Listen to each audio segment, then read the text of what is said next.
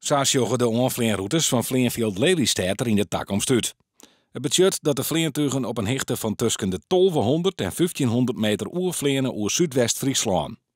Leeg vinden een soort mensen en dus is er verzet.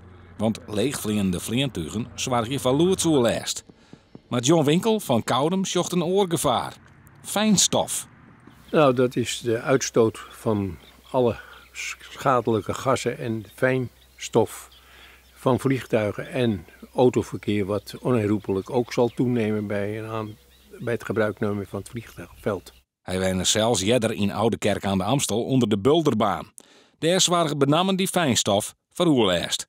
Dat merkten wij aan het straatmeubilair en het tuinmeubilair. Dat werd allemaal zwart. Maar erger was dat mijn vrouw op een zeker moment karenachtige verschijnselen kreeg, onder behandeling was van een longarts. En toen wij vertelden dat we naar Zuidwest-Friesland gingen, toen zei hij, nou beter kan je niet treffen, de Waddeneilanden en Zuidwest-Friesland is de schoonste lucht van Nederland. Op stritten in Balk binnen ze nog net dwaande bij de mogelijke extra drukte in de lucht. Niks te vrezen. Niks te vrezen. Ben je net benauwd voor oerlijst? Nee. Hebben we altijd aan hand, hoor. Ik ben niet echt bang voor de overlast wat dat betreft. Vooral omdat het de vluchten zijn die gaan landen op Lelystad. Dat ze dan niet zoveel motorvermogen op hebben.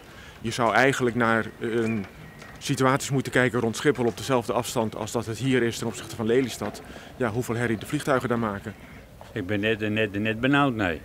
Leeft het? Leeft de discussie in het dorp? Ik denk het wel. Ja, want ik ga de meesten er wel eens horen, jawel. Maar ik vind, heb je mij er nog net zijn. Morgen is er in Munnekeburen een informatie over de effecten van de uitbreiding van Vleenfield-Lelystad.